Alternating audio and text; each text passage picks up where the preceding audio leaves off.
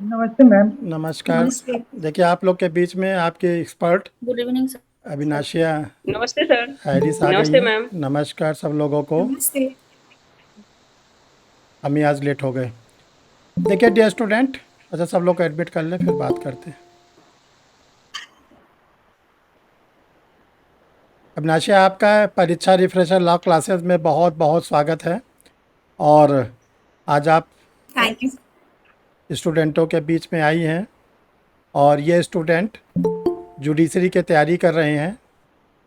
और सबसे बड़ा इन लोगों ने कल गिफ्ट दिया है कि कल यूपी जुडिशरी के वैकेंसी आई और यूपी जुडिशरी के वैकेंसी में अपने इंस्टीट्यूट से पिछले और नए दोनों मिला के 38 स्टूडेंटों ने क्वालिफाई किया।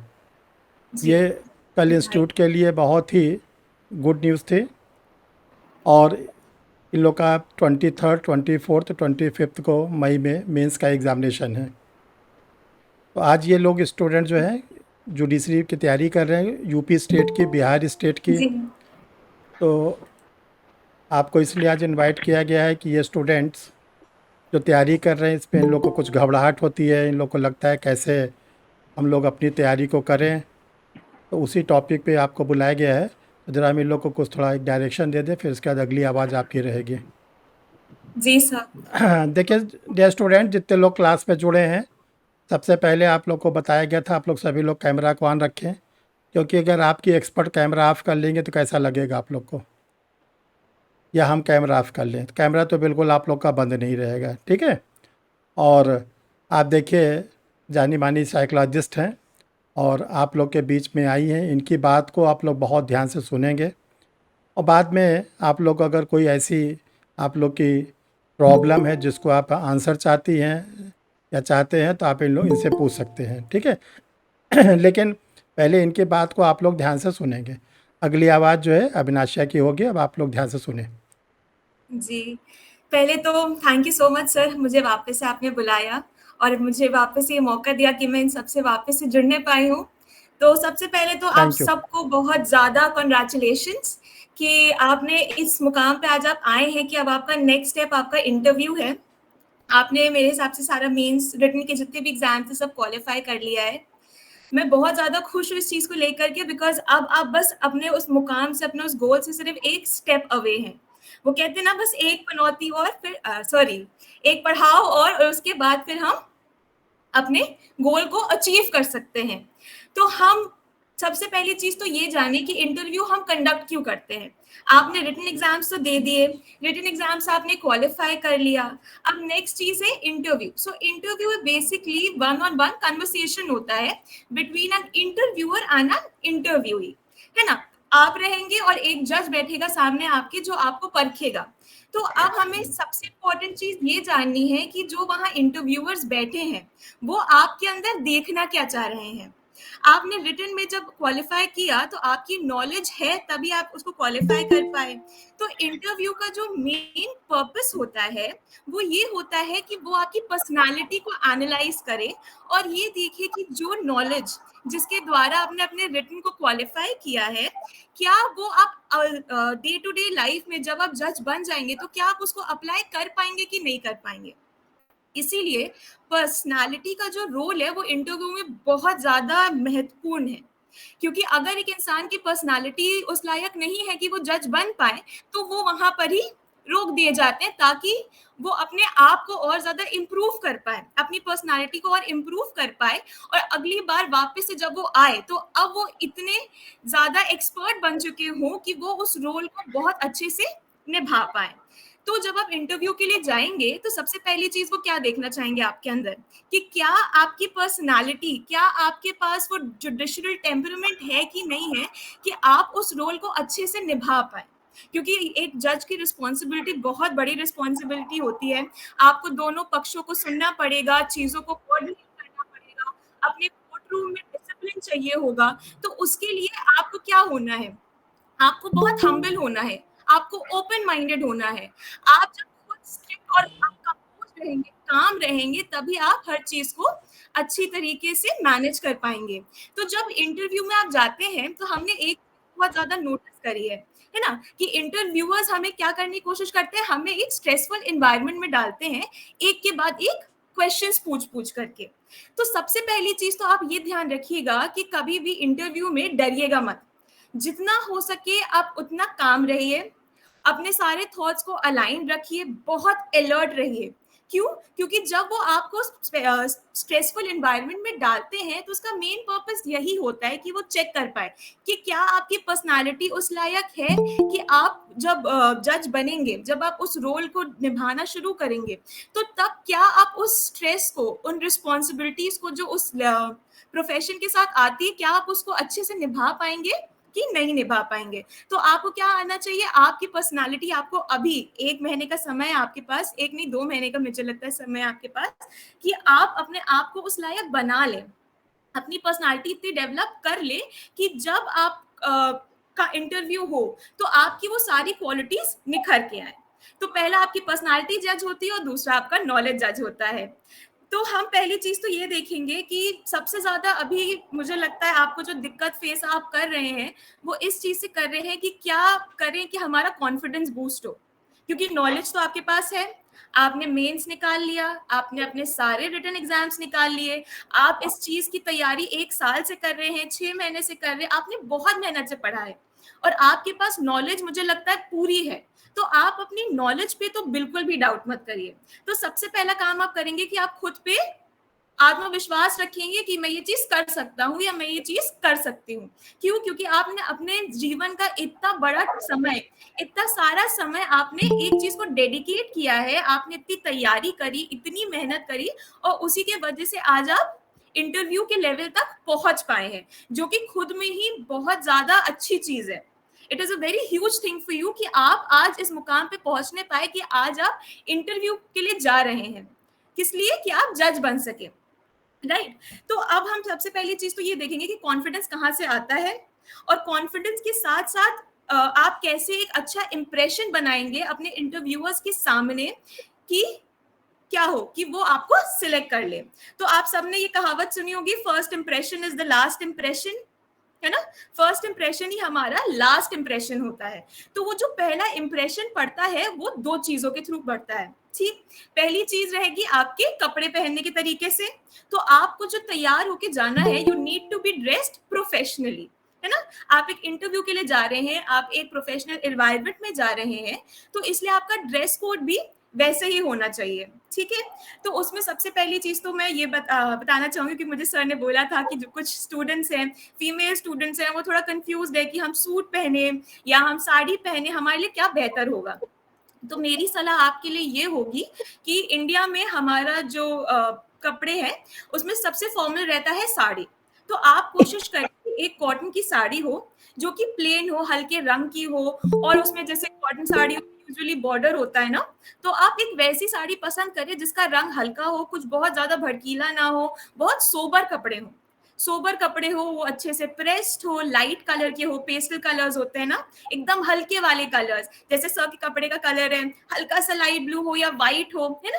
तो ऐसे प्लेन कलर के अगर आप कपड़े पहनते तो वो आपको पहला तो सूदिंग इफेक्ट देगा, क्योंकि गर्मियों में आपके इंटरव्यू हो गए, है ना। तो आप जब कंफर्टेबल होंगी तभी आप जो है अपने इंटरव्यू में अच्छा बेहतरीन परफॉर्म भी कर पाएंगे। तो your sari needs to be of a light colour, ज्यादा पैटर्न्स ना बने हो, और वो बहुत अच्छे से हो। बाल सब अच्छे से बनाएंगे, शूज सैंडल जो भी आप पहन रहे हैं वो सब कुछ नीट एंड टाइडी पॉलिश्ड होना चाहिए। क्यों? क्योंकि जब कोई इंसान आपको सबसे पहली बार देखता है तो उसमें वो यही देखता है कि आपने कपड़े कैसे पहने हैं, है ना। उसी तरह से जो हमारे मेल स्टूडेंट्स हैं जितने भी हैं, आपके लिए भी मेरा यही सजेशन होगा कि आप एक लाइट कलर की शर्ट पहने, या व्हाइट पहने, या तो फिर जो एकदम पेस्टल कलर्स होते हैं हल्के हल्के रंग के जो सूदिंग इफेक्ट देते हैं वो पहने, और एक प्लेन सी टाई लगाएं। जितना सोबरली आप ड्रेस्ड होंगे, जितनी स्मार्टली आप ड्रेस्ड होंगे, उतना कॉन्फिडेंस अंदर से आएगा, है ना। जब हम बहुत अच्छे लगते हैं, बहुत अच्छे दिखते हैं, तो क्या होता है, अंदर से कॉन्फिडेंस आता है कि नहीं आता है। जब सुबह सुबह उठते हैं तो उतना कॉन्फिडेंस नहीं रहता, मगर एक बार नहा के फ्रेशली तैयार हो जाते तो लगता है कि हाँ, अब आज हम आगे कुछ भी कर सकते हैं, वी कैन अचीव एनीथिंग। तो सबसे पहले तो आपको अपने ड्रेस कोड को खूब अच्छे से फॉलो करते हुए वैसे जाना, ताकि आपका कॉन्फिडेंस अंदर से बना रहे। अब ये तो हो गया हमारे आउटर अपीयरेंस की बात, मगर वहां जो इंटरव्यूअर्स बैठे हैं, और जब यूजुअली आप किसी भी पैनल के सामने जाते हैं, तो वो एक चीज होती है जिसके बारे में लोग यूजुअली ज्यादा ध्यान नहीं दे पाते हैं, उसको कहते हैं नॉन वर्बल कम्युनिकेशन। कम्युनिकेशन हमारा दो प्रकार का होता है, एक तो होता है वर्बल, जैसे हम आपसे बात कर रहे हैं, आप इंटरव्यू में बैठेंगे, आपसे क्वेश्चंस पूछे जाएंगे, आप उनके आंसर्स देंगे, तो वो तो क्या हुआ, वो हो गया वर्बल, हम बात करके कम्युनिकेट कर रहे हैं। मगर दूसरा जो बहुत ही महत्वपूर्ण कम्युनिकेशन का तरीका होता है, वो होता है नॉन वर्बल कम्युनिकेशन। अब ये नॉन वर्बल कम्युनिकेशन होता क्या है, ये होता है जो आपके फेशियल एक्सप्रेशंस है, आपकी बॉडी लैंग्वेज, आपके पोस्चर, है ना, आप किस तरह से बैठ रहे हैं, उठ रहे हैं, जब आप सबसे पहली बार उस दरवाजे के अंदर से जाएंगे, तो आप उस समय पे कर क्या रहे हैं, आप सीधे चल रहे हैं, अच्छा आपका पोस्चर है, आपकी बॉडी लैंग्वेज कैसी है, फेशियल एक्सप्रेशन कैसा है, क्या आप मुस्कुरा रहे हैं, क्या आप डरे सहमे से लग रहे हैं, है ना। तो आपको कोशिश करना है कि आपका फेशियल एक्सप्रेशन बहुत ही कंपोज लगे, है ना, आपको एकदम काम दिखना है, कॉन्फिडेंट दिखना है, थोड़ा सा स्माइल करके एकदम कॉन्फिडेंटली चले, और बिल्कुल भी परेशान होने की जरूरत नहीं है। तो नॉन वर्बल कम्युनिकेशन पे आज मैं थोड़ा ज्यादा एम्फसाइज करूंगी, क्योंकि उसके बारे में जल्दी लोग ध्यान नहीं देते हैं। तो नेक्स्ट क्या आता है, हमारा बॉडी लैंग्वेज। हम गए, हम 2 मिनट वेट किए, जब तक हमारे इंटरव्यूअर्स ने नहीं बोला बैठने को, तब तक हम बैठेंगे नहीं। हम आराम से, जब उन्होंने परमिशन दे दी, तब हम कॉन्फिडेंटली बैठेंगे, अपना पीठ एकदम स्ट्रेट रख के, शोल्डर्स अच्छे से रख के, है ना। तो हमारा बॉडी लैंग्वेज बहुत ही अच्छा होना चाहिए। दूसरी चीज, डे टू डे की लाइफ में हम यूजुअली नोटिस करते हैं कि लोग हाथ चला के बात करते हैं ना, कुछ समझाना तो ऐसे ऐसे करके बात करते हैं, है ना, वो हमारी एक आदत हो जाती है। मगर जितना हम जेस्चर्स का यूज करते हैं, उतना ही दूसरे इंसान को आपकी पर्सनालिटी के बारे में पता चलता है, जो हम यूजुअली नोटिस नहीं करते हैं। क्यों? क्योंकि नॉन वर्बल कम्युनिकेशन नोटिसेबल नहीं होता है इस तरह से, वो बस आप समझ लेते हैं। हमने ऐसे किया, आप समझ गए कि हाँ, मैंने बोला हाँ ठीक है ना, मैंने ऐसे किया, हाँ समझ में आ रहा है। तो जेस्चर्स, आपकी बॉडी लैंग्वेज आपके बारे में इंटरव्यूअर को बहुत कुछ बता सकती है। जो यूजुअली गवर्नमेंट बेस्ड इंटरव्यूज होते हैं, उसमें काफी हद तक नॉन वर्बल कम्युनिकेशन बहुत बड़ा रोल प्ले करती है, क्योंकि वो आपकी पर्सनालिटी की उन चीजों को ऊपर दिखा देती है जो आपको खुद भी नहीं पता है कि हमारे अंदर है। तो आप कोशिश करें कि आप फिजिट ना करें, इधर उधर ज्यादा कुछ हुए ना, आराम से स्ट्रेट होकर के, कॉन्फिडेंस के साथ, कामनेस के साथ वहां पे बैठे। आपको सब कुछ आता है, तभी आपने अपना रिटन एग्जामिनेशन को क्वालिफाई किया है। तो अब आपका मेन फोकस होना चाहिए कि मैं कॉन्फिडेंट रहूं। ठीक है, कॉन्फिडेंस अंदर से आता है। हर एग्जाम से पहले, हर बड़ी चीज से पहले हमें लगता है कि हमें कुछ भी नहीं आता। 2 मिनट पहले मैं भी नर्वस हो रही थी, पर जब हम बात करना शुरू करते हैं, तब वो नर्वसनेस को हमें हटाना पड़ता है। क्यों? क्योंकि अगर हम नर्वस हो गए, तो इंटरव्यूअर आपके लिए एक ऐसा माहौल बना देगा कि इतना स्ट्रेसफुल होगा कि क्या होगा, आप वहां पे पैनिक करने लगेंगे। तो पैनिक आपको बिल्कुल भी नहीं करना है। गहरी गहरी सांसें लेकर के अच्छे से जाएं, बिना परेशान हुए, एक काम और कंपोज मैनर में जाए, और बहुत अलर्ट रहे। अगली चीज रहेगी अलर्टनेस। आपसे इंटरव्यूअर क्या पूछ रहा है ना, आपसे क्या पूछ रहा है, आपको उस चीज का आंसर किस तरीके से देना है, इंटरव्यूअर आपसे किस टाइप का आंसर एक्सपेक्ट कर रहा है। ये छोटी छोटी चीजें होती हैं जो तभी आती है जब आप काम रहेंगे, जब आप कंपोज रहेंगे, तभी आप दूसरे की बात को अच्छे से सुन के उसको समझ पाएंगे, है ना। तो यहाँ पे कॉन्फिडेंस अगर आपको बूस्ट करना है, तो उसके लिए मैं आपको कुछ अच्छी टिप्स देना चाहती हूँ। तो सबसे पहली चीज, तो अभी आपके पास अच्छे से 2 महीने का समय है। इस 2 महीने में आप क्या कर सकते हैं? तो सबसे पहला काम आप ये करें कि आप अपने लिए अच्छे अच्छे मॉक इंटरव्यूज को ढूंढें, ठीक, और कोशिश करें कि आप कुछ मॉक इंटरव्यूज दें। इसमें सर आपकी पूरी मदद कर सकते हैं। अगर आप खुद करना चाहते हैं, तो आप अपने घर वालों के सामने बैठ के मॉक इंटरव्यूज दे सकते हैं। उससे आपको क्या होगा, प्रैक्टिस मिलेगी। कोई चीज में अगर हम खराब है, तो हम क्या करते हैं, हम मैथ्स में खराब होते तो हम और सम्स लगाते हैं, ताकि हमें उसकी नॉलेज बढ़े, हम उसकी एक प्रैक्टिस में आए। क्योंकि जब पहली बार आप कोई भी चीज करने जाएंगे, तो आपको घबराहट होगी, मगर वही चीज जब आप 10 बार, 20 बार, 25 बार कर चुके होंगे, तो घबराहट अपने आप चली जाती है। जब पहली बार कोई टीचर जाता है क्लास में पढ़ाने, तो उनको बहुत डर लगता है, मगर पढ़ाते पढ़ाते सब चला जाता है। क्यों? क्योंकि अब आपको उस चीज की प्रैक्टिस हो गई है। तो इस 1 महीने के समय में आप कोशिश करें जितने हो सके उतने मॉक इंटरव्यूज दे। अब अगर मान लीजिए आप कोई ऐसे इंसान है जिनके पास घर वालों के पास समय नहीं है या कोई और आपकी मदद नहीं कर सकता, तो ऐसे टाइम पे आप क्या कर सकते हैं? पिछली बार जब मैं आई थी तब भी मैंने आपको लर्निंग के लिए ये एक टिप दी थी कि आप अपने आप को आईने में देख के पढ़ाएं। तो इस बार वाली टिप भी मेरी थोड़ी बहुत सेम होगी कि आप अब ये करिए कि एक मॉक इंटरव्यू के क्वेश्चंस आप लीजिए। अपना फोन, सबके पास एक फोन है, सब अपने फोन को रिकॉर्डिंग पे डालिए। अगर फोन नहीं है तो आईने में देख करके ही पर एक एक क्वेश्चन का आंसर सही तरीके से करिए। फोन में अगर आप रिकॉर्ड करते हैं तो उससे फायदा ये होगा कि आप अपने बारे में चीजें जान पाएंगे कि ये वाले क्वेश्चन में मैं फंसा, मैं अटकी, तो मेरे साथ क्या हुआ। क्या मैं थोड़ा सा स्टैमर करने लगा, क्या मैं थोड़ा हकला रहा हूँ, क्या मेरे को थोड़ी दिक्कत हुई, क्या मैंने क्या किया, क्या मैंने बहुत लंबा पॉज ले लिया, है ना। तो जब आप अपने आप को एनालाइज करेंगे तो आपको समझ में आएगा कि बेसिकली आपकी छोटी छोटी प्रॉब्लम्स क्या है, छोटी छोटी चीजें क्या है जो अब आप इम्प्रूव कर सके, है ना। तो इसलिए ये एक टिप बहुत ज्यादा इंपॉर्टेंट है आपके लिए कि आपसे जितनी हो सके उतने आप मॉक इंटरव्यूज में को आप प्रैक्टिस करें। ठीक है, क्योंकि आप जितना प्रैक्टिस करेंगे उतने ही बेटर परफॉर्म कर पाएंगे उस दिन पे। और जब आप वीडियो बनाते हैं तो आप कोशिश करें ये देखें कि क्या ड्यूरेशन ऑफ टाइम में, जैसे आपने 5 मिनट का इंटरव्यू अपना रिकॉर्ड किया, उसमें आपका पोस्चर कितना चेंज हुआ। क्या पहले आप बैठे तो आप ऐसे बैठे थे स्ट्रेट, फिर धीरे धीरे धीरे धीरे करके आप ऐसे हो गए, क्या फिर आप ऐसे हो गए। अपने पोस्चर्स, अपने छोटे छोटे जेस्चर्स, अपने फेशियल एक्सप्रेशंस, उन सब चीजों को आपको क्या करना है, कंपोज रखना है। क्योंकि जब आप जज भी बनेंगे तब भी आपकी शक्ल को देख के सामने वाले को नहीं समझ में आना चाहिए कि ये क्या सोच रहे हैं। तो उतना कंट्रोल आपको अपने अंदर होना चाहिए कि कुछ भी हो जाए, आपको किसी प्रश्न का आंसर ना भी आता हो तो भी आप खुद में इतने ज्यादा सिक्योर्ड रहें, इतने ज्यादा कॉन्फिडेंट रहें कि वो चीज सामने वाले को पता नहीं चलनी चाहिए, है ना। इंटरव्यूज में दूसरी चीज क्या होती है, दूसरी बहुत इंपॉर्टेंट चीज होती है कि जब आपका नॉलेज जज होता है ना, तो वो किस बेसिस पे होता है, आपसे क्वेश्चंस किस टाइप के पुटअप होते हैं। यूजुअली जो क्वेश्चंस पुटअप होते हैं, पहला क्वेश्चन इंटरव्यूअर की तरफ से आता है और दूसरा यूजुअली आपके आंसर में से ही निकल के आता है। तो आप ये कोशिश करें कि जब आप इंटरव्यू के लिए प्रिपेयर कर रहे हैं, है ना, तो आप अपनी नॉलेज को इतना अच्छा रखें और अपने आंसर्स में उन्हीं टर्म्स को, उन्हीं शब्दों का इस्तेमाल करें जिसका मतलब आपको पता हो, जिससे रिलेटेड कोई भी और टॉपिक के बारे में आपसे पूछ रहे तो आप उसका आंसर दे पाए। तो इससे क्या हो रहा है, आप इंटरव्यू पे थोड़ा अपना कंट्रोल रख सकते हैं। अगर मुझे पहले से पता है कि मुझसे ये प्रश्न पूछा जा सकता है तो क्या हुआ, मैं मेंटली प्रिपेयर्ड हूँ।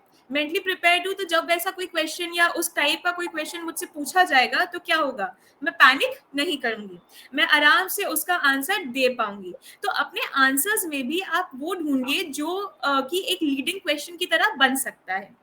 आपके पास नॉलेज पूरी है, नॉलेज की बिल्कुल भी आपको कमी नहीं है। आपको अपने ऊपर पूरा कॉन्फिडेंस रखना है कि मैंने पूरा मेंस के एग्जाम्स निकाल लिए, मैंने इतना समय पढ़ाई को दिया, इतनी मेहनत करी, तो अब तो मैं कुछ भी अचीव कर सकता हूँ या अब मैं कुछ भी अचीव कर सकती हूँ। जब आपको अपने अंदर कॉन्फिडेंस आएगा तो वहां पे डर ऑटोमेटिकली चला जाएगा। ठीक है, तो आपको क्या करना है, आपको प्रैक्टिस करनी है, जितनी हो सके आपको उतनी प्रैक्टिस करनी है। आपको अपने अंदर आत्मविश्वास रखना है और आपको सबसे पहली चीज, जो लोग अभी तक बोलते आ रहे कि मुझसे नहीं होगा, मुझसे नहीं हो पाएगा, सेल्फ डाउट करते हैं, इस चीज को आप हटा दें। अपने आप से जब आप बातें करते हैं या अपने साथ वालों के साथ बातें करते हैं तो नेगेटिव स्पीच का यूज करना अब आप बंद कर दें। क्योंकि जिस तरह की आप बातें करते हैं वही तरीके का आपका दिमाग चलता है, आपका माइंडसेट वैसा ही बनता है। तो आज से आप कोशिश करें कि 1 महीने तक मुझसे नहीं हो सकता इस लाइन को अपनी डिक्शनरी से हटा दीजिए। क्यों? क्योंकि आपसे सब कुछ हो सकता है, जो भी होता है वो सब आपके दिमाग में रहता है। अगर आप बोलेंगे मुझसे हो सकता है, मैं पॉजिटिवली सोचूंगा, मैं पॉजिटिवली सोचूंगी, मेहनत करूंगी, अच्छे से इंटरव्यू की तैयारी करूंगी, अच्छे से पढ़ूंगी रिटन एग्जामिनेशन के लिए भी, तो वो ऑटोमेटिकली निकल जाएगा। क्योंकि आप अपने दिमाग पर खुद को ऑलरेडी इतना ट्रेन कर चुके होंगे तब तक कि आपको कोई चीज फिर और ज्यादा डिफिकल्ट नहीं लगेगी। तो आप अपनी नॉलेज पे डाउट ना करें और कोशिश करें कि अपने आंसर्स को बहुत अच्छे से आर्टिकुलेट मैनर में आप बताएं, एक एक शब्द क्लियर हो। आपका वॉइस, नॉन वर्बल कम्युनिकेशन में एक और बहुत इंपॉर्टेंट चीज होती है आपकी वॉइस, आपकी आवाज, उसका पिच कितना है, क्या वो लाउड है, इतना लाउड है कि सामने वालों को सुनाई दे जा रहा है, या आप धीरे धीरे अपने मन में बात करने लग गए? कुछ लोग की आदत होती है, जब परेशान होते हैं या बहुत ज्यादा आंसर्स देते हैं या कुछ होता है तो धीरे धीरे बोलने लगते हैं। आपको अपने वॉइस की पिच को एक समान रखना है। दूसरी चीज, बहुत हड़बड़ा के या बहुत धीरे धीरे आंसर्स नहीं देना है, एक पेस में देना है। गैप्स अगर आप लेते हैं, पॉजेस लीजिए। पॉजेस लेने से क्या होता है कि आपको 2 सेकंड 1 सेकंड का समय मिलता है कि अपने थॉट को कलेक्ट कर ले। मगर जब आप अपने वीडियो पे रिकॉर्डिंग करेंगे, अपने आप को जज करेंगे, टेस्ट करेंगे, तो ये ध्यान दीजिएगा कि आप पॉजेस तो बहुत लंबा नहीं ले रहे, आपकी स्पीच का कितना हाई हो रहा है, कहाँ लो हो रहा है, किस तरह से आप अपनी आवाज के द्वारा सामने वाले को ये चीज बता सकते हैं कि मैं कॉन्फिडेंट हूँ, मुझे चीजें आती हैं, मुझे सब पता है। क्योंकि जहां आप हकलाए, जहां आपकी आवाज में थोड़ी सी भी फर्क पता चला, वहां दूसरे इंसान को पता चल जाता है कि यहाँ ये नर्वस हुए, यहाँ पे ये टॉपिक इनका कमजोर है, यहाँ इनको दिक्कत हो रही है। तो आपको क्या करना है, आपको कोशिश करना है कि आपके ऊपर इतनी आपका कंट्रोल रहे, अपना आप पे इतना कंट्रोल रहे कि आप जो भी आंसर्स दे रहे हैं वो आप कॉन्फिडेंटली दे पाए, आपकी आवाज ना डगमगाए, आपकी बॉडी लैंग्वेज से, पोस्चर से उनको क्या, उनको कोई नेगेटिव चीज आपके बारे में ना पता चले। क्योंकि इंटरव्यू में आपकी पर्सनालिटी, आपकी नॉलेज, दोनों चीजें जज हो रही है कि आप किस तरह के इंसान है ना। इसीलिए तो इंटरव्यू हम कंडक्ट करते हैं, क्योंकि इंटरव्यू में वन ऑन वन हम कम्युनिकेशन कर पाते हैं किसी इंसान से। रिटन नॉलेज तो सबको हो सकती है, मगर उस नॉलेज को अप्लाई क्या हम कर सकते हैं डे टू डे लाइफ में कि नहीं? जो हमने लॉ इतने साल पढ़ा, क्या हम उसको हकीकत में अप्लाई कर पाएंगे कि नहीं कर पाएंगे? एक जज बना तो क्या वो इतना दयालु है, क्या वो अनबायस्ड है? बहुत लोग होते हैं जिनमें बायसनेस होती है। जब आप बात करते हैं, आपके बात करने के तरीके से, नॉन वर्बल कम्युनिकेशन के तरीके से, छोटी छोटी चीजों में एक इंसान को पता चल जाता है कि आपका माइंडसेट क्या है। कई बार आपने खुद भी नोटिस किया होगा कि किसी इंसान से अगर आप डिबेट करने जा रहे हैं तो कुछ लोग होते हैं जो कि अपने बात पे एकदम दृढ़ रहते हैं कि नहीं ये है तो ये है, तो क्या होता है, सामने वाला उस चीज को बताना छोड़ देता है, अपना पॉइंट रखना छोड़ देता है। ये चीज आपको कैसे पता चली? ये चीज आपको उसके नॉन वर्बल क्यूज से पता चली। वो अपनी भाव सुखोड़े होंगे, थोड़ा तेज आवाज में बात कर रहे होंगे अपनी बात मनवाने के लिए, है ना। तो ये छोटी छोटी चीजें होती हैं जो हम डे टू डे लाइफ में नोटिस नहीं करते कि हमारी बात करते हुए शक्ल कैसा बन रहा है। तो हमें यहाँ पे अभी क्या कोशिश करनी है कि हमारे नॉन वर्बल क्यूज एकदम पॉजिटिव हो, कि सामने वाले को हमारा माइंडसेट क्लियरली समझ में आए, आपको वो सही से असेस कर पाए। जो आप पोस्ट के लिए इंटरव्यू दे रहे हैं, आप उसके लिए परफेक्ट दिखे उनको।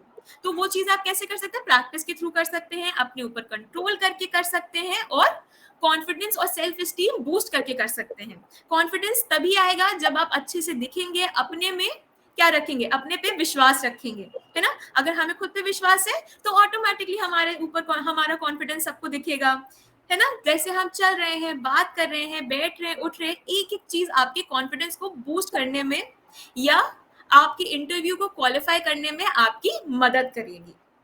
ठीक है, तो मेरा तो आपके लिए एक यही एडवाइस रहेगा कि बहुत पॉजिटिव माइंडसेट के साथ, कामनेस के साथ, कूलनेस के साथ जाएं, अपने इंटरव्यू में बैठे, अपनी नॉलेज पे डाउट बिल्कुल भी ना करें, और जितना हो सके उतना आप प्रैक्टिस की आदत डालें, मॉक इंटरव्यूज की आदत डालें। अगर आप रिटन एग्जामिनेशन, कई बच्चे होंगे जो नए बैच में आए हैं, जो अभी थोड़ा डर रहे होंगे कि एग्जाम हम कैसे देंगे, एग्जाम हम कैसे देंगे, आपके लिए भी बहुत इंपॉर्टेंट चीज है ये कि आप रिटन एग्जाम के किसमें आए, फ्लो में आए, प्रैक्टिस करें, प्रैक्टिस से मत डरिए, कोशिश करिए कि आप किसी को लेकर के आए जो आपका प्रैक्टिस लेने में इंटरव्यू के आपको मदद कर पाए। सो मेरे लिए तो इतना ही था मेरी तरफ से। अब अगर आपको कुछ भी मुझसे पूछना है तो आप मुझसे पूछ सकते हैं। देखिए डियर स्टूडेंट्स, आप लोग को जो पूछना हो, ए वाले बी वाले ऐसे अल्फ़ाबेट पूछेगा, तो ए नाम वाले स्टूडेंट अगर कोई क्वेश्चन पूछना चाहते हैं तो मैम से पूछ लें।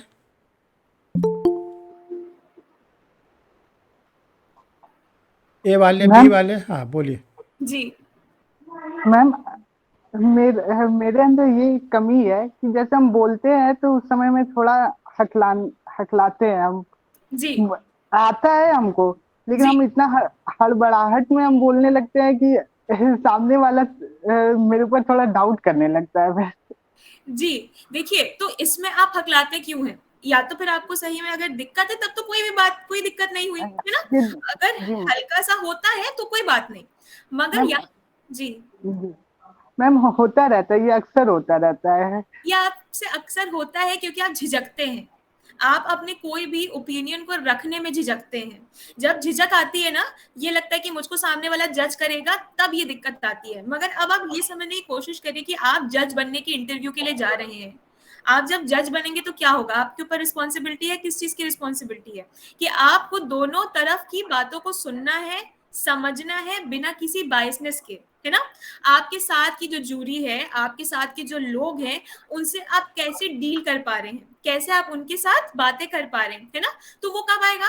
ये हकलाने वाली दिक्कत तब जाएगी जब आप खुद पे कॉन्फिडेंस रख पाए कि हाँ मैं ये चीज कर सकता हूँ।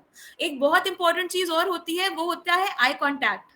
जब हम नॉन वर्बल क्यूज में जाते हैं तो अगर कोई इंसान कॉन्फिडेंट है तो वो क्या करेगा, आंख में आंख डाल के अच्छे से बात करेगा। ये नहीं कि उसको रूड तरीके से करे, मगर आई कांटेक्ट मेंटेन करके करेगा, उस इंसान की तरफ देखते हुए करेगा।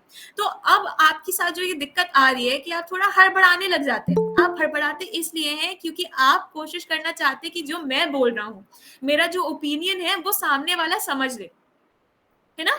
यही दिक्कत होती है कि कहीं ऐसा ना हो कि मैं कुछ ऐसा बोलूं कि सामने वाला समझ ही ना पाए, या जी मैं जी अपना जी। पॉइंट उसके थ्रू कर ही ना पाऊं, है ना।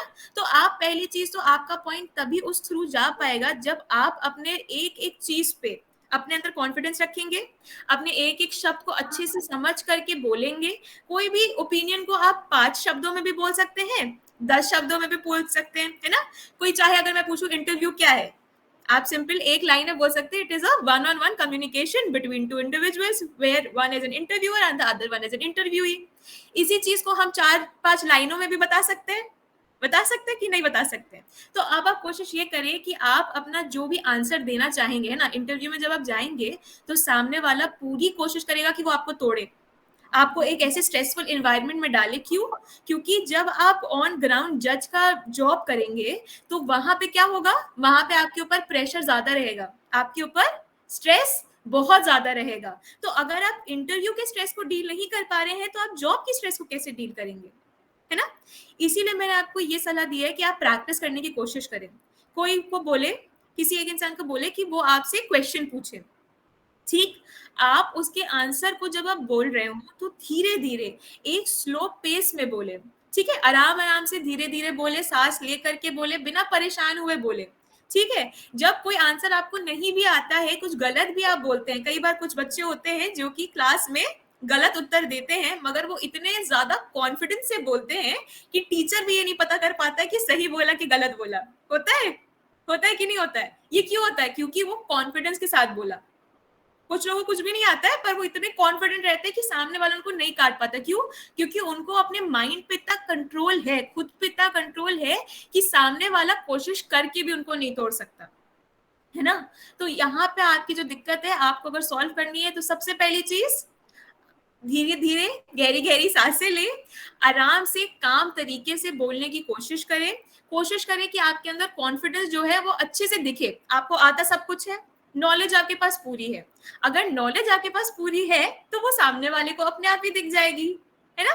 तो आपको भी क्या करना है, कोशिश करें कि थोड़ा मेडिटेशन करें, है ना। थोड़ा मेडिटेशन करें, योगा ट्राई करें, कुछ करें जो आपको थोड़ा काम करने में हेल्प करे। क्योंकि हड़बड़ाहट तभी आती है जब आप क्या होते हैं, जब आप परेशान हो जाते हैं, आप काम नहीं रह पाते। आपको यहाँ पे दिक्कत है, आपको अपने कंपोजर की, है ना, कि आप एकदम काम एंड क्वाइटली अपनी चीज को एक्सप्लेन करने की आपको एक आदत डालनी पड़ेगी। क्योंकि ये जॉब है तो बहुत ही ज्यादा स्ट्रेसफुल, है ना। वहां पे आपको कितने लोगों से बात करनी है, 2 वकील रहेंगे, आपको बताएंगे सर ऐसा है, नहीं माय लॉर्ड ऐसा है। तो अगर आप वहां पे अगर अपने आंसर को देने में हकला गए तो कैसे चलेगा, है ना। तो वो तो वहां आपका verdict will be the final verdict. तो आपको क्या करना है, अपने पे आत्मविश्वास बढ़ाना है और जितनी हो सके उतनी प्रैक्टिस करना है, ताकि आप इस आदत में डल पाए कि जब आपसे कोई प्रश्न पूछा जाए तो उसका आंसर आप आराम से दे दें, ठीक है। चलिए, यस मैम। और कोई ए वाले, बी वाले, जल्दी जल्दी करिए। मैम आंखें जो कैसे रखनी है मैम, जैसे आई को कांटेक्ट के लिए कैसे हम कर सकते हैं, जैसे क्या करना पड़ेगा सर, जैसे अगर इंटरव्यू में जा रहे हैं तो हम उसके लिए। सबसे पहले जब आप घुसेंगे, है ना, तो आपको तो बहुत कॉन्फिडेंट तरीके से चलना है, ठीक है। कपड़े खूब अच्छे से पहनेंगे, कॉन्फिडेंस अपने आप अंदर आएगा। एक एक इंटरव्यूअर को आप देखेंगे, सबको एक बार परखते तो है ना कि कौन कौन बैठा है, किस माइंडसेट में बैठा है। क्यों? क्योंकि यहाँ पे इंटरव्यूअर ही नहीं है जो आपकी बॉडी लैंग्वेज रीड कर रहा है, बॉडी लैंग्वेज आप भी रीड कर रहे हैं सामने वाले की, है ना। तो जब आप अंदर जाएंगे तो सबसे पहली चीज आप क्या करेंगे, सबको देखेंगे, हल्का सा विश करेंगे, है ना। वहां जाएंगे, जब वो आपको परमिशन देगा बैठने की, आप बैठेंगे। जो इंसान आपसे जो प्रश्न पूछ रहा है आप उनकी तरफ देख के बात करेंगे, और जब आप अपने आंसर को बताएंगे तो आप उनको भी बताएंगे और साथ वालों को भी देखेंगे। इसका ये मतलब नहीं कि आप आई कांटेक्ट का मतलब ये नहीं कि आप एकदम आंखें गड़ा करके उनकी सबकी आंखों में देख रहे, नहीं, उनकी तरफ देखना होता है ना। आंसर जब देते हैं तो एक होता है कि मैं इस तरह से देख करके बोल सकती हूँ कि हाँ है, या ऐसे ऐसे भी कर सकते हैं, ये नहीं करना है। आपको उनकी तरफ देख के उनसे बात करनी है। मेरी स्क्रीन पे आप सब इधर तरफ दिख रहे हैं, इसलिए मैं इधर देख के बात कर रही हूँ। कैमरा मेरा सेंटर में है ना। तो यहाँ पे क्या हो रहा है, अगर यहाँ पे सबकी छोटी एक ऑप्शन होता है गूगल मीट में जिसमें सबकी फोटो दिखती है, ऐसा होता तो मैं सबको देख के बात करती, है ना। तो यहाँ पे क्या होता है, आपको अपना आई कांटेक्ट इस तरह से बनाना है, ठीक है, कि आपको जो आपसे प्रश्न पूछ रहा है आप उनको देख के उसका आंसर देंगे। मैंने अभी भी नोटिस किया कि मैं इधर देख के ज्यादा बात करी क्योंकि सब बच्चों की फोटो इधर दिख रही है। तो इस चीज का आपको ध्यान देना होगा कि जो आपसे प्रश्न पूछ रहा है आप उनकी तरफ देख के उनसे बात करें, ठीक है। चलिए नेक्स्ट स्टूडेंट जल्दी से बोलें, बी सी डी कुछ भी जिसको हो, एक एक लोग जल्दी जल्दी पूछे अगर पूछना हो तो। मैम जैसे कि कई सर बैठे हुए रहते हैं तो फिर हम कैसे उनको प्रणाम करें, बारी बारी से, फिर किस तरह से उनको हम कर पाए, कई जी। सर बैठे हुए रहते हैं तो। जी, देखिए, पहली चीज तो ये कि हम वहां जा रहे हैं वो एक फॉर्मल एनवायरनमेंट है। जब इनफॉर्मल होता है तब हम जाते हैं, सबको गुड इवनिंग बोलते हैं, नमस्ते करते हैं ना। वहां पर आप एक फॉर्मल एनवायरनमेंट में जा रहे हैं, ठीक है। तो आप घुसिए, हल्का सा मुस्कुराते हुए घुसिए, थोड़ा कॉन्फिडेंस के साथ, ठीक है। वहां पे जाते साथ सबसे पहले आप सभी को विश करेंगे, है ना। तो गुड इवनिंग या गुड आफ्टरनून या वो जो भी समय हो रहा होगा आप उसमें बोल सकती हैं, या अगर आपको प्रणाम भी करना है तो आप सबको नॉर्मली बोल सकती हैं, है ना। तो वहां पर बेसिकली आपको ये ध्यान देना है कि वो एक फॉर्मल एनवायरनमेंट है, इनफॉर्मल एनवायरनमेंट नहीं है कि आप एक एक जन को अलग से विश करें। एक जनरल विश करिए।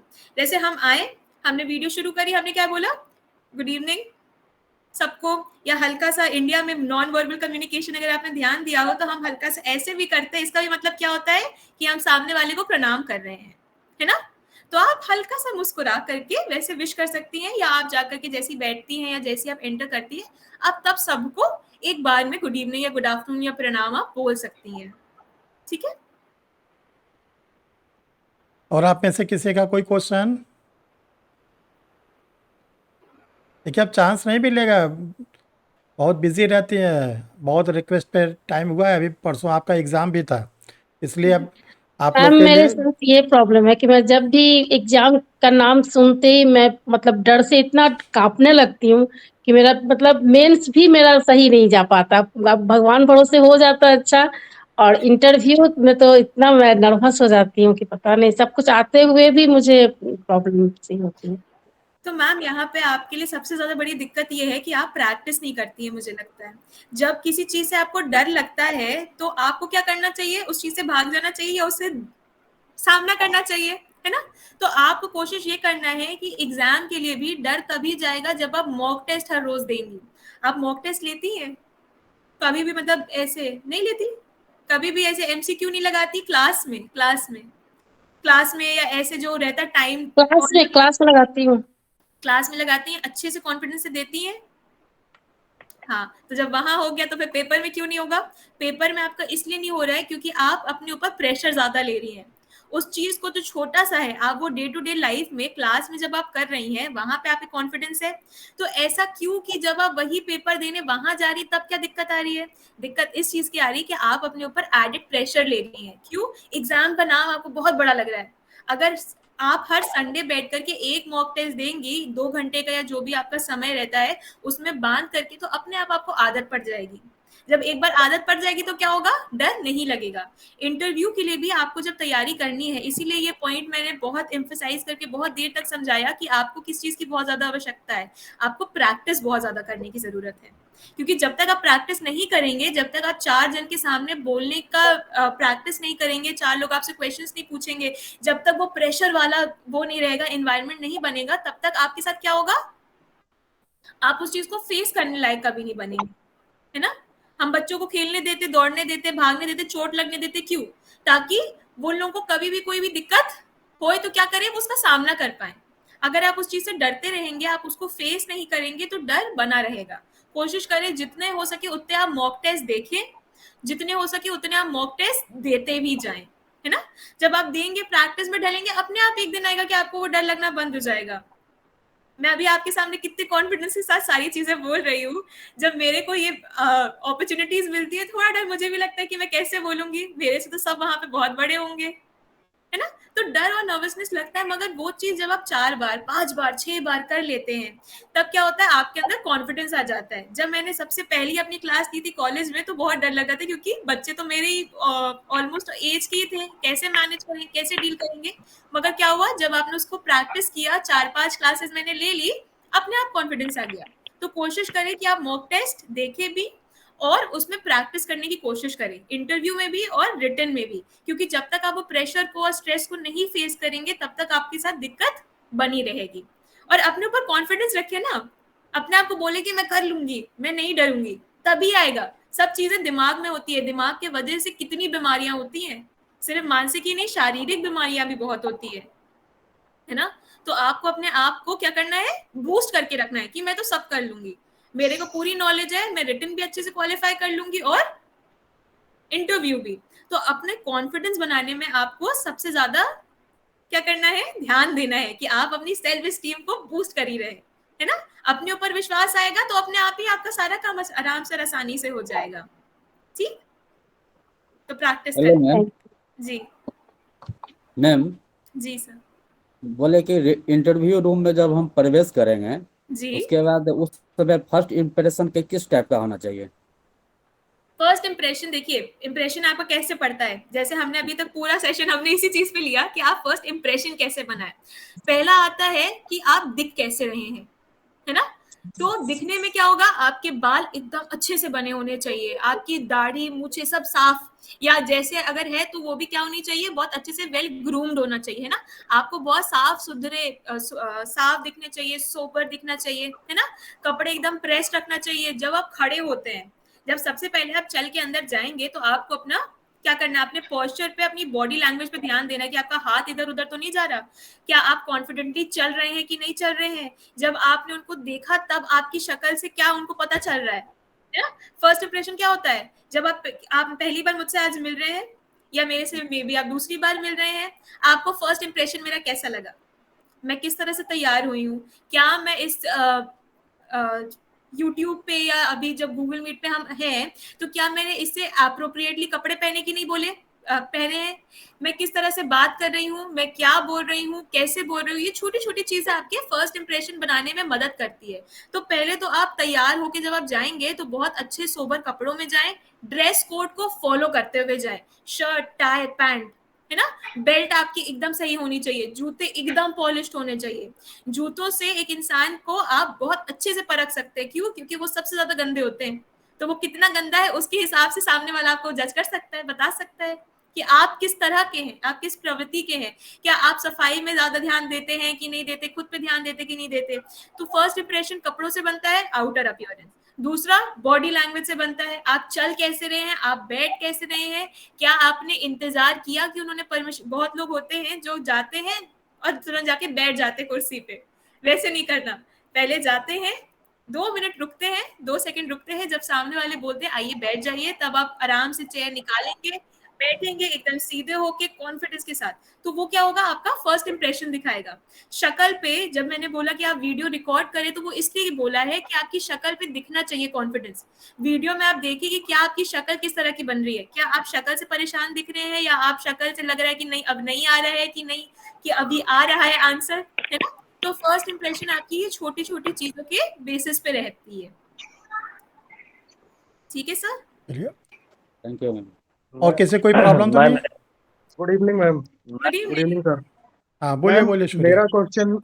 मेरा क्वेश्चन ये था कि जब हम फर्स्ट टाइम एंटर करते हैं, तो मतलब हमें चेयर से कितना मतलब डिस्टेंस बना के रखना चाहिए, क्योंकि हम जितना चेयर के पास होंगे उन्हें ये रियलाइज होगा कि ये मतलब बैठना चाह रहे हैं। देखिए, जैसे ही आप जाते हैं, एंटर करते हैं, चेयर आपके पास सामने ही रहेगी, है ना। आप जब जाएंगे तो आपको चेयर के पास जाके खड़े होना है, मगर मतलब थोड़ा साइड में होकर के, है ना। वो अपने आप ही आ जाता है, मगर क्या होता है कि आप जाएंगे और वहां जाके आप खड़े हो जाएंगे। कुछ होते हैं जो कि कुर्सी की तरफ चलते चले जाते हैं, उसके एकदम बगल में जाके खड़े हो जाते हैं। बगल में नहीं, कुर्सी के पीछे खड़ा होना चाहिए हमेशा। जब आप किसी ऑफिस में एंटर करते हैं तो एक होते हैं जो कि जाते हैं कुर्सी पे जाके बगल में खड़े हो जाए तो लगता है कि हाँ बैठ ले, पर अगर आप कुर्सी के पीछे खड़े हैं और आपने 1 मिनट का इंतजार किया, 1 मिनट मतलब 1 सेकंड का आपने इंतजार किया, तो वो 1 सेकंड बता देता है कि हाँ अब वो हमारे परमिशन का इंतजार कर रहे हैं, है ना। तो आप कोशिश करिए जब आप घुसे तो आप चलते हुए जाएंगे स्मार्टली, कॉन्फिडेंस के साथ कि हाँ आज तो इंटरव्यू हम अच्छे से दे के आएंगे, और वहां जाकर के कुर्सी के पास आप नॉर्मली खड़े हो जाइए पीछे, वो अपने आप आपको परमिशन देंगे, फिर आप बैठ जाइएगा। Good evening ma'am. जी मैम मैं ये बोल रही हूँ कि वैसे तो आता होता है, लेकिन जब जैसे आप खुल के बोल रही हैं ना, वैसे खुल के वॉइस नहीं आ पाती जब कोई कुछ पूछता। सर ने भी टोका था मुझे, जी तो ये कैसे लाएं? देखिए, खुल के बोलना तभी आ पाता है, अब मुझको कोई चीज आती है कि नहीं आती है, वहां पे दिक्कत इस चीज की नहीं होती है ना। आता तो सब कुछ है आपको, तभी आपका मेन आपका रिटन एग्जाम क्वालिफाई हुआ। तो वहां जो इंटरव्यूअर बैठा है उसको ये तो पता है कि आपकी नॉलेज पूरी है ना, मगर वो वहां पे आपको किस चीज के लिए जज कर रहा है, आपकी कम्युनिकेशन स्किल के लिए। कम्युनिकेशन स्किल के लिए सबसे इंपॉर्टेंट चीज होती है प्रैक्टिस। मैं खुल के बोल ले रही हूँ क्योंकि मैंने 6-7 महीना यूनिवर्सिटी में पढ़ाया है, बच्चों को पढ़ाया, तो क्या हुआ, पहले तो शुरुआत में मुझे भी थोड़ा लगता होगा, मगर फिर क्या हुआ, एक बार आदत डल गई तो फिर अपने आप आवाज निकल के आती है। तो सबसे इंपॉर्टेंट आपके लिए कि आप प्रैक्टिस करें, है ना। जितना आप प्रैक्टिस करेंगी, जितना आप सर के सामने बोलने की कोशिश करेंगी, क्लास में एक्टिवली पार्टिसिपेट करेंगी, अपने आप को रिकॉर्ड करिए। जब आप रिकॉर्ड भी करें, कोशिश करें कि आपके साथ लोग हो, है ना। और कोशिश ये भी करें कि अपने परिवार के साथ वालों को या अपने दोस्तों को बोले कि वो आपका इंटरव्यू ले, तब आप अपने आवाज को कंट्रोल कर पाएंगे, है ना। एक बार प्रैक्टिस कर पाएंगे। वीडियो रिकॉर्ड करने का इसीलिए मैंने सलाह आपको दी है, क्योंकि वीडियो रिकॉर्ड करने के बाद आप एक एक चीज पे ध्यान दे सकते हैं कि मैं कैसे बैठा था, मैं कैसे बैठी थी, मैंने कैसे बोला, मेरी आवाज कहाँ कहाँ डगमगाई, किस टाइप के क्वेश्चन में मुझे दिक्कत हो रही है। जब हम बैठते हैं सुनते हैं तो पता नहीं चलता है, पर जब हमारा वीडियो बाद में देखते हैं तब छोटी छोटी चीजों के बारे में हमें पता चलता है ना। मैम तो आप जी, और ये हार्ट बीट बढ़ने लगती किसी के सामने फेस करो तो वो उसका क्या करें? वो बहुत स्टेज तेज फियर घबराहट। होता है मैम। स्टेज फियर वो आपका तभी जाएगा जब आप उस चीज का सामना करेंगे। आप कोशिश करेंगे कि आपको उस टाइप की सिचुएशन में आप बार बार जब पढ़ेंगी तो अपने आप आ जाएगा। स्टार्टिंग में आप गाड़ी चलाती हैं, स्कूटी या कार, शुरुआत में डर स्कूटी। लगा, स्कूटी शुरुआत में कितना डर लगता था, कैसे जाएंगे, कहीं भिड़ तो नहीं जाएगी, गाड़ी डगमगा तो नहीं जाएगी, क्या होगा। पर अब क्या होता है, अब आप सोचती हैं गाड़ी चलाते समय, पता नहीं चलता ना कि कब यहाँ से यहाँ पहुंच गए। क्यों? क्योंकि आप अब उसको आदत में डल गया है वो। तो अगर आपको कॉन्फिडेंस चाहिए, है ना, पब्लिक स्पीकिंग की आपको आदत डालनी पड़ेगी। जितना आप उस चीज में इन्वॉल्व होंगी, जितना आप उसकी प्रैक्टिस करेंगी, उतना उसके आप यूज टू हो जाएंगी। छोटे छोटे बच्चे होते हैं, चप्पल पहनने में भी गलतियां करते हैं, पर अब क्या होता है, अब वो लोग आराम से कोई भी कपड़ा कुछ भी आराम से पहन के जा सकते। क्यों? क्योंकि अब उनको आदत हो गई है। तो आपको अपने आप को उस आदत में ढालना पड़ेगा कि आप जब बात कर रही हैं तो आप डरे ना, परेशान ना हो। वो सेल्फ कॉन्फिडेंस और सेल्फ स्टीम बढ़ाने से ही आता है। तो आप अपने आप को हमेशा बूस्ट करके रखिए कि कोई दिक्कत नहीं है, मैं कर सकती हूँ। जब पॉजिटिव माइंडसेट होता है तो आप हर चीज का सामना आराम से कर सकते हैं, बिना डरे, बिना घबराए। ठीक है। और ठीक है 4 मैम। लोगों के सामने बोलने की आदत डालें, मिरर में देख के खुद से बात करें। ठीक है, कोशिश करें कि आईने के सामने जा करके खुद से बात करें, बहुत देर तक बात करें, कोई दिक्कत नहीं है। अकेले कमरे में करिए या कैसे भी करना चाहे, दूसरे लोगों से बात करने की कोशिश करिए, अपने आप कॉन्फिडेंस आ जाएगा। और कॉन्फिडेंस की आपके अंदर कमी नहीं है, इसलिए कमी नहीं है क्योंकि अगर आपको डर लगता तो आप मुझसे अभी क्वेश्चन पूछने में भी 4 बार झिझक रही होती, मगर क्या हुआ, कॉन्फिडेंस से आपने पूछा कि नहीं पूछा, आंसर आपको मिला। तो वहां पर भी आपको यही करना है, अपने ऊपर ध्यान देना है, अपनी पर्सनालिटी डेवलप करने में ज्यादा ध्यान देना है, क्योंकि वहां आपकी पर्सनालिटी का असेसमेंट हो रहा है। नॉलेज का आपका रिटन एग्जाम में हो चुका है, वहां पर भी पूछा जाएगा ताकि एप्लीकेशन पार्ट समझ में आए, मगर पर्सनालिटी मेन आपकी स्टडी हो रही है। तो अभी आपके पास 1 महीना है कि आप अपनी पर्सनालिटी डेवलप कर लें प्रैक्टिस के द्वारा। ठीक, जी मैम। मैम और साड़ी के साथ के सूट कैरी कर सकते हैं? अगर आप साड़ी पहनती हैं कॉटन की ना, तो वो आपके लिए ज्यादा प्रोफेशनल लगेगा। जो प्लेन बॉर्डर वाली साड़ियां होती है ना कॉटन वाली, जिसमें ज्यादा कुछ बना नहीं रहता है, तो या तो फिर आप वो पहन ले, क्योंकि वही एक तरह से फॉर्मल ड्रेस में आता है। सूट आप पहन सकती है, मगर फिर वो भी वो जो प्रोफेशनल वाला आता है ना, जो कि लोग मैम पहन। सूज सूज सूज अच्छा अच्छा अच्छा अच्छा। शूज अगर आप पहनेंगी तो वो उतना ज्यादा जाएगा नहीं ना। साड़ी के साथ अगर आप सैंडल पहनती हैं तो वो ज्यादा सही रहेगा। एक प्रोफेशनल ड्रेस कोड होता है किसी भी चीज को किसी भी चीज के साथ पहनने का ना। तो अगर आप साड़ी पहन रही है तो कोशिश करें सैंडल के साथ ही जाएं, और वो सैंडल भी एकदम साफ सुथरी अच्छी होनी चाहिए, क्योंकि आपके क्या शूज आपने पहना है, सैंडल कैसी पहनी है, उससे आपका कैरेक्टर बहुत जल्दी एनालाइज कर सकता है कोई भी। ठीक है, तो साड़ी पहन रहे हो उसके साथ आप सैंडल ही पहनिएगा। जी मैम अगर इंटरव्यू के कोई सवाल में फंस जाए मतलब उनके सामने, तो फिर क्या करें? कोई अगर उसको उनके आप कॉन्फिडेंटली बोलिए कि मुझे नहीं आता, कोई बात नहीं। जो आपका सामने इंटरव्यू ले रहा है, आज तक मुझे नहीं लगता कि कोई आपको ऐसा इंसान मिलेगा जिसको आपके पूरे सिलेबस में ए से लेकर जेड तक का हर चीज आता हो। किसी को नहीं आता। जो आपसे प्रश्न भी पूछ रहे हैं वो भी वही प्रश्न पूछेंगे आपसे जिसके बारे में वो कॉन्फिडेंट होंगे, तभी तो आपको जज कर पाएंगे। तो वही तो बोल रहे मैम कि अगर उसमें हम फंस जाए तो फिर क्या बोले? अगर हमको आ रहा है और उस टाइम में अगर हमको नहीं दिमाग में आए तो हम क्या बोले? देखिए, तो उसके लिए तो सबसे पहले आपको प्रैक्टिस की जरूरत रहेगी, और आपको सबसे इंपॉर्टेंट चीज रखनी है कामनेस की। प्रैक्टिस इसलिए मैं बोल रही हूँ 4 जन के सामने बैठ के आप बोलिए, क्योंकि आप जितना उस चीज को प्रैक्टिस करेंगे उतना आपके साथ क्या आएगा। तुरंत तुरंत अगर मैं आपसे प्रश्न पूछ रही हूँ, ठीक है, आपको एक दिन आप किसी चीज में फंसेंगे, 2 दिन फंसेंगे, 3 दिन फंसेंगे, फिर क्या होगा, वो स्मूथली आप बोल पाएंगे, है ना। तो वहां पे आप ये ध्यान दें कि आपको इतना काम और कलेक्टेड रहना है खुद में ही, है ना। खुद में एकदम शांत से आराम से बैठ के देना है। अपने वॉइस को भी आप मॉड्यूलेशन सही से करें, बहुत जल्दी जल्दी मत बोलिएगा, आराम आराम से बोलने की कोशिश करिएगा, तब वहां सब दिमाग भी चलता है, वहां पे सब आप आराम से बता भी पाएंगी, आपको तब कोई दिक्कत नहीं होगी। जब आप परेशान हल्का सा होंगी ना, तभी वहां पे आप फंसेंगी। तो आपको आता सब कुछ है। जब सब कुछ आता है तो अपने ऊपर विश्वास भी करिए कि हमको जब आता है तो हम दूसरे को बता भी लेंगे। ठीक। और अगर थैंक कोई यू चीज़ मैम। नहीं भी आती है, कभी कभी होता है कि कुछ क्वेश्चन के आंसर में बिल्कुल भी नहीं आते, उसको भी आप कॉन्फिडेंस के साथ ही बोलिए कि मुझे नहीं आता है, और उनसे कोशिश करिए कि आंसर क्या है वो पता लगाए, है ना। जब मुझको कोई चीज नहीं पता है और मैं आपसे पूछूं कि क्या होता है ना, अच्छे से मैं अगर पूछने की कोशिश करूँ कि उसके बारे में जानकारी बढ़ाने की कोशिश करूँ, या मैं ये बोलूँ कि ठीक है मैं इसके बारे में और जानकारी बढ़ाऊंगी, तो उससे आपका क्या इंप्रेशन पड़ रहा है। आपका इंप्रेशन ये पड़ रहा है कि आप इस चीज में बहुत इंटरेस्टेड है ना। आपका इसमें पूरा दिल लगा हुआ है, आपको ये चीज बेहतरीन तरीके से करनी है, आप एक्सेलेंस छूना चाहते हैं। हर चीज एक इंसान को है जरूरी नहीं है, मगर जो चीज नहीं आती है उस चीज को क्या जानने में आप इंटरेस्टेड है कि नहीं है, वो आपकी पर्सनालिटी और आपके कैरेक्टर के बारे में बहुत चीजें बताता है ना। और हम क्या चाहते हैं, ऐसे इंसान को चाहते हैं ना जिसको जानने की और चीजें सीखने की क्या हो, रुचि हो, है ना। तो कॉन्फिडेंस के साथ बोलिए, कामली बोलिए, आराम से खुद पे आराम से आप बोलेंगे, सेम उसमें टोन में बोलेंगे, आराम से सांस ले लेके बोलेंगे, तो बिल्कुल दिक्कत नहीं आएगी, आप कहीं नहीं फंसेंगे। प्रैक्टिस करिए। Thank you ma'am. एक एक चीज पूछा था मैम। बोलिए सूर्या, बोलिए बोलिए। मैं पूछना चाहता था सर कि जब मैं इंटरव्यू के सामने जब बैठते हैं तो वो कभी 200 डिग्री के एंगल पे बैठे हुए रहेंगे, तो फिर मैं किस तरह से उनसे सामने में बात कर सकते हैं? 200 डिग्री के एंगल में? अच्छा, आपका इंटरव्यू कितने लोग लेते हैं, मतलब पूरा ऐसे राउंड टेबल में होता है कि कभी 4? राउंड टेबल पे अगर किसी वजह से राउंड टेबल पर बैठ जाना पड़े या फिर बीच में मैं बैठता हूँ, तो मैं किस तरह से उनको सवाल का जवाब मैं दे सकता हूँ? देखिए, आपको बैठना तो सीधे ही है, आपकी बस शक्ल इस तरह से जा सकती है, गर्दन इधर से मूव कर सकती है, बॉडी तो आपकी स्ट्रेट ही रहेगी।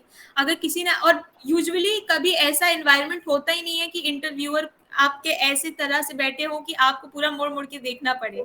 हमेशा कुर्सी ऐसी ही लगेगी कि सब सामने बैठे हो, पैनल आपका सामने हो और आप बीच में हो, और आप सबको इक्वली देख पाए।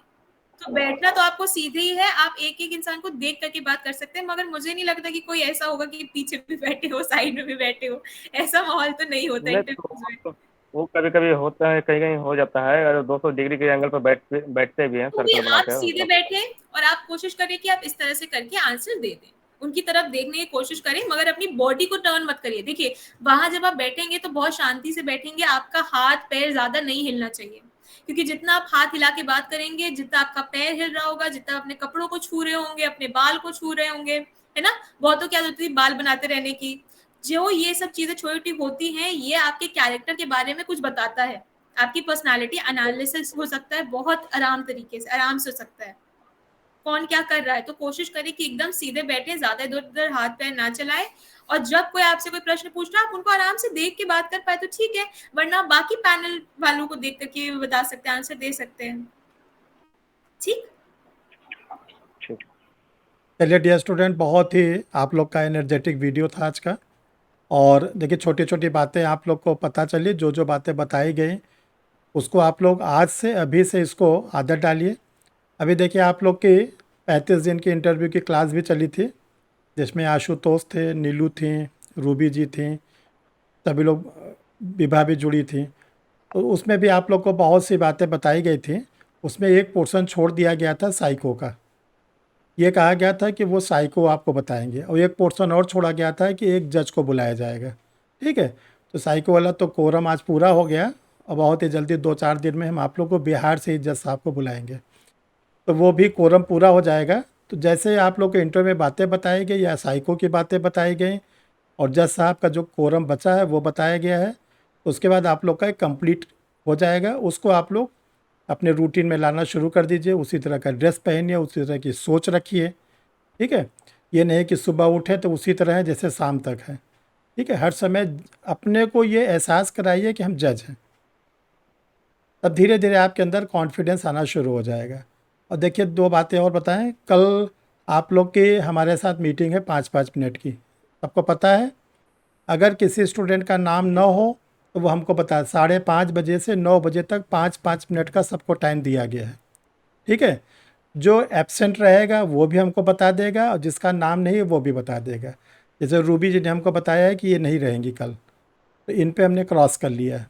तो एक तो ध्यान रखिएगा 5:30 से लेकर रात को 9 बजे तक एक स्टूडेंट को 5 मिनट का टाइम दिया गया है, और लगभग 50 स्टूडेंट कल जुड़ेंगे। दूसरी चीज़, जो आज अभी आप लोगों ने क्लास लिया, जो आप लोग का अभी ये क्लास चला, ये कल पब्लिश किया जाएगा। ये वीडियो जो है कल सुबह 9 बजे मॉर्निंग में आप लोग को मिल जाएगा, क्योंकि अभी 7:30 बजे सुप्रीम कोर्ट का ऑर्डर आया है, हायर जुडिशल सर्विसेज पे डायरेक्शन दिया है सुप्रीम कोर्ट ने, क्योंकि वो बहुत इंपॉर्टेंट वीडियो है सुप्रीम HSJS के एग्ज़ामिनेशन के लिए। तो 7:30 पर वो वीडियो जाएगा अभी, और ये वाला वीडियो रेडी होकर रखा रहेगा, कल मॉर्निंग में 9 बजे चला जाएगा। तो जितनी बातें अभी आपको मैम ने बताई हैं वो एक बार नहीं, कम से कम 2-2 बार 3-3 बार सुनना, वीडियो को रिवर्स करके रोक रोक के सुनना, कॉपी लेके बैठे रहना, उसको नोट करना। देखो ये सब छोटी मोटी बातें नहीं होती, ये आपके कैरियर को संवारने की बातें होती हैं। इंटरव्यू का ऐसा स्टेप होता है, एक तरफ मजिस्ट्रेट एक तरफ खाई। अगर आप मजिस्ट्रेट बन गए तो बहुत अच्छी बात, नहीं तो खाई में गिरेंगे। खाई का मतलब है फिर उसी तरह हो जाएंगे जैसे कि एक नॉर्मल स्टूडेंट होता है। फिर आपको फिर प्री मेंस इंटरव्यू के द्वारा वहाँ तक पहुँचना है। अब अगले बार प्री निकलेगी नहीं निकलेगी इसकी कोई सर्टेनिटी नहीं है। ये नहीं कि एक बार आपने प्री मेंस निकाल लिया तो लाइसेंस मिल गया। इसलिए इंटरव्यू बहुत ही टेक्निकल, बहुत ही डिफ़िकल्ट एग्जामिनेशंस होता है। और ये भी आप लोग को मालूम है कि जुडिशरी में एक पोस्ट के अगेंस्ट 3 स्टूडेंट को कॉल किया जाता है इंटरव्यू के लिए, तो 2 को तो सर्टेन है जाना ही जाना है, 2 को तो बाहर जाना ही जाना है, 3 में से केवल एक लिया जाएगा। जैसे कल आपने देखा यूपी जुडिशरी की वैकेंसी का रिजल्ट आया, जिसमें आशुतोष का हुआ है और संध्या का हुआ है, अपने इंस्टीट्यूट से 38 स्टूडेंटों का हुआ, पुराने नए। तो देखिए आपने देखा कि 79,000 स्टूडेंट थे 80,000, और 80,000 में कितने प्री में हुए? ओनली 3,000। 77,000 स्टूडेंट कल बाहर हो गए। और जिस दिन मेंस का यानी क्वालिफाई का रिज़ल्ट आएगा इंटरव्यू के लिए, तो केवल 303 में 909 लोग, यानी जो 3,000 लोग कल क्वालिफाई किए हैं इसमें से केवल 900 लोग इंटरव्यू देंगे, और उस 900 में से 606 लोग बाहर हो जाएंगे, 303 लोग को सिलेक्शन मिलेगा। तो ये ध्यान रखिएगा कि हर स्टेप बहुत डिफ़िकल्ट होता है। तो प्री के स्टेप में, मेंस के स्टेप में तो सर के आपके साथ रहते हैं, आपको लेके चलते हैं। इंटरव्यू एक ऐसा स्टेप होता है जिसमें आपको एक साइको की बहुत ज़्यादा ज़रूरत होती है, क्योंकि उसका नाम इंटरव्यू नहीं है, पर्सनालिटी टेस्ट है। उसमें आपके पर्सनालिटी को क्या किया है, चेक किया जाता है। आप कैसे बैठते हैं, कैसे बोलते हैं, कैसे बात करते हैं, ठीक है। कहीं लीडर के आपके अंदर लीडर वाले तो कहीं से गुण नहीं हैं, जैसे नेताजी लोग हाथ हिला के बात करते हैं। ये सब बहुत इंपॉर्टेंट बात है, ये आपको एक अच्छे साइकोलॉजिस्ट बता सकती हैं। और आज का देखिए, हम बहुत ध्यान से हम भी सुन रहे थे, हम भी बहुत चीज़ सीखने का मौका मिलता है। जब कोई अपने चैनल पर एक्सपर्ट आता है तो मैं बहुत कंसंट्रेट होकर सुनता हूँ, क्योंकि ये सब फील्ड हमारे लिए भी बहुत ही यूनिक होती है, और इन्हीं लोग की बात को सीख कर हम भी क्लास में आप लोग को बताते रहते हैं। तो आप लोग कल अपने समय पे जुड़ जाइएगा, जिसका नाम नहीं होगा वो हमको बता देगा। और लास्ट में ये चूँकि हमारे घर की एक बेटी की तरह हैं, अविनाश आपको बहुत बहुत थैंक्स, ढेर सारा thank you thanks. So much sir. और हम चाहेंगे कि ये जो आपके ये सब हमारे इंस्टीट्यूट के बच्चे हैं, ये आपके गाइडेंस को इतना अपने लिए यूटिलाइज़ करें, यूज़ करें कि इनका करियर संवरे। कहीं पे ये जज के रूप में आपको भी मिलेंगे, ठीक है। आप लोग भाई इनको याद रखिएगा कि एक मैम आई थी, हमको समझा के गई थी, ठीक है। सभी लोगों को बहुत बहुत thanks. Thank you dear students.